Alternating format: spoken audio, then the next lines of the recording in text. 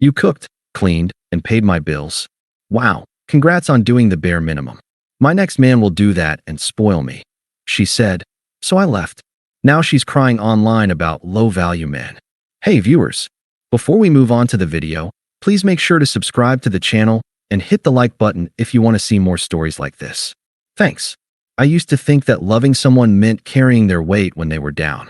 That if you believed in them enough, gave them time and support, they'd grow into the person you knew they could be. That's what I did for Qley. We met at a mutual friend's game night. She was funny, gorgeous, loud in a way that made people lean in. I was more of a quiet observer type, the kind of guy who listens before speaking. But for some reason, she took an interest in me. Said I had main character energy in disguise. I thought that meant she saw something deep in me. I didn't realize she was just assigning me a supporting role in her own drama. When we started dating, Qley was between jobs. She'd just quit retail to focus on growing her online presence. I didn't mind. I had a good job in software engineering, and she swore it was temporary. I just need a few months to monetize, she said. You'll see. I'm gonna build something real. I believed her. So I covered rent. I bought groceries. I cooked. I cleaned. I added her to my Netflix, Spotify, and Amazon accounts. I even helped her buy a ring light, a mic, and one of those adjustable phone tripods she said was non-negotiable for success. I didn't expect her to repay me with money. I just wanted her to care as much as I did. For a while, things were okay. But looking back, okay meant I worked 9 to 10 hours a day and then came home to chaos. Clothes on the floor. Dirty dishes in the sink. Qley filming herself dancing in the living room to some sped-up remix with captions like, "Baddie energy, only nail polished." The first few months, I gave her grace. But it got harder to ignore how little she contributed. She stopped cooking completely. Claimed she couldn't risk breaking a nail while chopping onions. When I asked her to help out with laundry, she laughed and said, "You're better at it. You actually fold stuff. I just throw it all in a chair." At first, I brushed it off. But there's only so many times you can come home to empty takeout containers and dirty countertops before you start to feel like a background character in your own life. The real shift came when I suggested she get a part-time job to take some pressure off me. Nothing crazy, even remote work, a few hours a week. She scrunched her nose like I asked her to lick a toilet seat. A real man doesn't ask his girl to work. He handles it. Then, with a smirk, "You should want to take care of me. If not, I'll find someone who will." I didn't respond. Not because I agreed, but because something in me clicked. A quiet awareness. I wasn't her partner. I was her resource. She kept escalating from there. She'd scroll through TikTok and show me clips of guys buying their girlfriends' cars or flying them to Mexico for a random Tuesday. Look what he did for her. He rented out an entire restaurant just to apologize for making her cry. Then she'd glance at the dinner I made. Pasta and chicken with roasted vegetables. Not saying you're not trying, just saying you're not inspiring anyone either. It wasn't that I needed praise. But after 2 years of carrying the relationship, I wasn't expecting to be criticized for not being flashy enough. And then came the night everything broke. Our mutual friend Sean threw a chill little party at his apartment. Maybe a dozen people, snacks, music, nothing wild. I'd worked late, but still showed up, carrying wine and a homemade spinach artichoke dip because Qley said it would be embarrassing to come empty-handed. While she floated around telling people about her brand deals, none of which had actually paid her, I stayed behind, making small talk and helping clean up plates as the night wound down. That's when someone, I think it was Sean's girlfriend, complimented me. "You're such a good guy, honestly." Qley's lucky. Cooking, working full-time, holding it all down. Most guys wouldn't. I smiled awkwardly. I wasn't looking for praise, but it felt nice to be seen. Then I heard Qley's voice cut through the room like a knife. "He cooked and paid the bills? Wow, congrats on doing the bare minimum." She was smiling. "My next man will do that and spoil me." The room went quiet. Even the music seemed to pause. I didn't say a word. Just stared at her as she laughed and sipped her wine like she'd just delivered the punchline of the century. In that moment, something inside me didn't break, it disconnected. I'd given everything to someone who saw me as a placeholder until someone richer, flashier, more willing to grovel came along. And that's when I knew. This wasn't a rough patch. This was who she really was. After the party, I didn't yell. I didn't start a fight. I didn't say a word on the ride home. Kayla kept checking her phone, giggling at some meme, acting like nothing had happened. I remember watching her in the passenger seat and feeling absolutely nothing. That was the scariest part. Not rage, not heartbreak, just silence and the slow realization that I was completely done. I didn't sleep that night. The next morning, I made my coffee, packed my gym bag, and headed to work like I always did. I didn't kiss her goodbye. I didn't even say her name. I think that's when she started to sense it, that something was different. She texted me around noon. Kayla, you okay? You were really quiet last night. Me, yeah? Just thinking about some things. Kayla, you're not mad about what I said at the party, are you? Face with rolling eyes, it was just a joke. Me, got it. I didn't elaborate. I didn't feed her ego. I gave her nothing to push against. And for someone like Kayla, silence is more terrifying than shouting. Over the next few days, I pulled back from everything. No more grocery runs. No more takeout orders on her whim. I stopped making dinner. I came home late, went straight to the shower, ate alone. She tried to provoke me once. Waved her phone in front of me showing some TikTok guy surprising his girlfriend with a Cartier bracelet. See, now that's a real man. His girl doesn't even have to ask. He just does it. I just nodded and said, cool, and kept scrolling through Zillow on my phone. A week later, I gave 30 days notice to our landlord. The lease was in my name. So was the rent. She never even knew how much it cost, just that the money came from somewhere. I started packing slowly, one drawer at a time. On night 3, she finally snapped. What the hell are you doing? She asked, arms crossed as I folded shirts into a box. Moving, I said plainly. Moving? You're seriously moving out? Because I said the bare minimum thing. No, I said, sealing the box with tape. Because you meant it. She stared at me like I was speaking a different language. Oh my God, are you actually this soft? It was a joke, dude. You're really leaving because your feelings got hurt. No, I'm leaving because I finally believe you. That shut her up for a second. Believe what?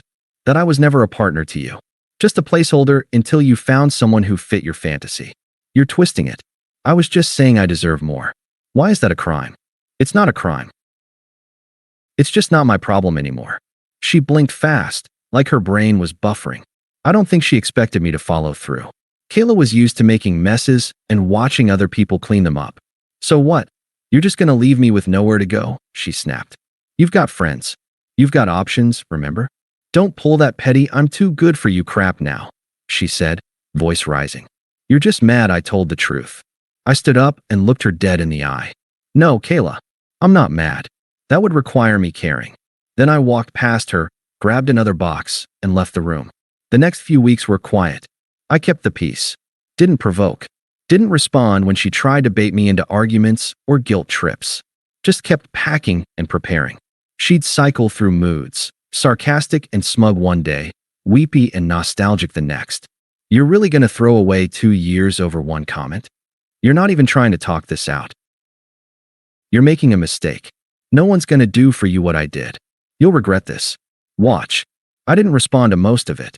What was there to say?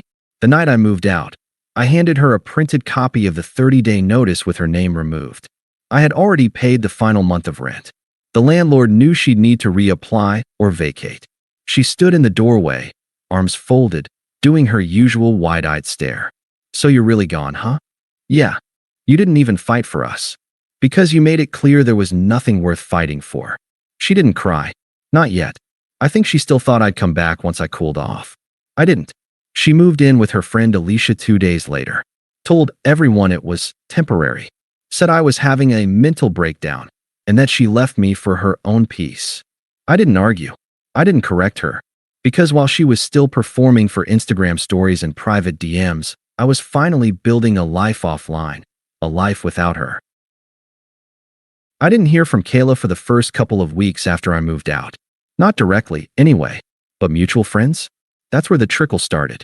Apparently, she was telling people I abandoned her without warning, that I was emotionally unstable and had control issues, which was laughable coming from the same woman who once threw a wine glass at the wall because I bought the wrong flavor of hummus.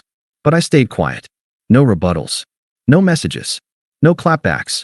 Just silence. Because silence doesn't need defending. What I did here, from the people who actually knew me, was that things weren't going so great in Kayla's little post-breakup soft life. She moved in with her friend Alicia, like she'd planned, claimed it would only be for a couple weeks, while she found something better. 6 weeks later, she was still there, sleeping on Alicia's couch, hogging the bathroom for makeup tutorials, and somehow still not contributing to rent. Alicia vented to my friend Sean after a mutual hangout. She just doesn't do anything. She's always on her phone. She said she was applying to brand deals, but she hasn't opened her laptop in days. I didn't ask for these updates, but they came anyway, unprompted. The truth has a way of leaking through cracks when people are tired of holding it in. A month in, I got the first DM from Qley. Kayla, hey, just wanted to say sorry if I came off wrong before. I was under a lot of stress, and I said some things I didn't mean. Hope you're doing okay. I left it on read. Not because I wanted to hurt her, but because there was nothing left to say. She had made herself loud and clear, and now she could sit with the silence she once mocked. Over the next few weeks, the messages kept coming. I've been thinking a lot lately. About us. It's crazy how quiet everything feels now. Remember that night you made that mushroom risotto and we stayed in watching that dumb shark movie? I really missed that. I said nothing. The shift was so slow, so gradual, I almost missed it. The way she went from dismissive to nostalgic, from smug to sad, from distant to desperate. Then came the attempt at pity. Not that it's your problem anymore, but things haven't been easy. I'm trying to get back on my feet, but nothing's clicking lately. Still, I said nothing. Then came the fake confidence. Whatever. You probably moved on already. You probably think you're too good for me now. Still no response. And then, finally, the bitterness. You're just bitter. That's why you won't talk to me. You know I was right. You were the bare minimum. You were just lucky I even stayed as long as I did. That one made me laugh. Not because it hurt, but because it was such a naked, pitiful attempt to regain control. To get a reaction. But I didn't give her one. By that point, she'd already been couch hopping again. Alicia finally kicked her out after catching her trying to live stream while Alicia's kid was asleep in the next room. Another friend took her in. That lasted 3 weeks. Apparently Kayla borrowed her makeup and filmed in her bedroom without asking. At one point, she tried to move in with a guy she had flirted with while we were still together. A wannabe club promoter with a leased BMW and no headboard. He ghosted her after 2 weeks. Didn't even give her a reason. Just stopped responding and blocked her on everything. Every time I heard one of these updates, I didn't feel smug. I just felt nothing. Because what I'd learned in the months since leaving wasn't just how to cook for one, or sleep alone, or decorate a quiet apartment. It was how to live without the weight of someone who made me feel like I was never enough. And the less I carried, the lighter everything became. By month 4, she tried calling. I blocked her number. She made a new one. I blocked that too. She messaged me on Venmo with a hey and a $1 request. I declined it. She emailed me with the subject line, "Can we please just talk like adults?" I archived it. I thought about changing my number, but I didn't. I wanted her to know I saw it. I wanted her to know she was being ignored. Because that's the kind of power she never understood, the kind that doesn't have to announce itself. 6 months after I left, I got invited to a housewarming party. Alicia's. Yeah, that Alicia. The same friend Kayla had been mooching off after our breakup. Apparently, they hadn't spoken in months. Alicia made it very clear that Qley wasn't invited. I almost didn't go. I was still playing it low-key, keeping things quiet. But Alicia insisted. "You should come," she said. "Bring whoever you're seeing. Everyone would love to see you again." So I did. I brought Haley, someone I'd met at work a couple months earlier. She was the complete opposite of Qley. Thoughtful, low maintenance, funny in the way that didn't beg for attention. She asked questions and actually listened to the answers. When we arrived at the party, it felt surreal. People were warm. They hugged me, said I looked good. One guy actually laughed and said, "Dude, you look 10 pounds lighter and 20 pounds freer." I smiled. It was true. About an hour in, things were good. Haley was getting along with everyone. I was sipping something cold and laughing at some story Alicia was telling when the front door opened. And there she was, Qley, wearing sunglasses inside, like it was still 2020, dressed like she was auditioning for a reboot of Euphoria. Hair done, makeup layered on like war paint, and absolutely no invitation in hand. The room went silent in that tight, awkward way that only happens when someone crashes a party everyone knows they shouldn't be at. Alicia just stared at her. "You weren't invited," she said flatly. "I just wanted to talk," Kayla said, eyes flicking over to me. People were whispering. Someone started recording on their phone. I felt Haley tense beside me, but I gently touched her arm and nodded. It was fine. Kayla walked straight up to me, her expression shifting from fake calm to desperate wide-eyed drama like someone had flipped a switch. "Can we please talk?" she asked. "Just you and me. 5 minutes. Please." I looked at her. I didn't say anything at first. Just let the silence sit. Then, calmly, I said, "You said I was the bare minimum, Kayla. I believed you. So I left. I've been doing great ever since. Please don't embarrass yourself more than you already have." You could hear a pin drop.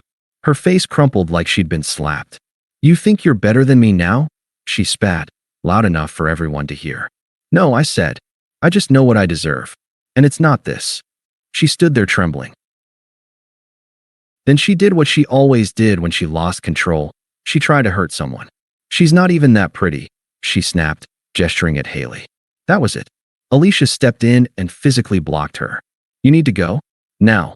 Kayla stormed out, but not before someone in the back said, "This is so sad, bro," loud enough for everyone to hear. The door closed behind her. And just like that, the oxygen came back into the room. Nobody even asked me what that was about. They already knew. The next day, I got one final email. Subject, "Just wanted to say I'm sorry. I know you probably won't answer this. I get it. I messed up. I pushed away the only person who ever actually cared about me. Everyone else just wanted something from me. Clout, looks, sex. You didn't. And I spit in your face for it. I hope you're happy. I really do. I'm not." I didn't respond. Not because I was trying to be cold, but because I didn't know her a reaction anymore. Not even a goodbye.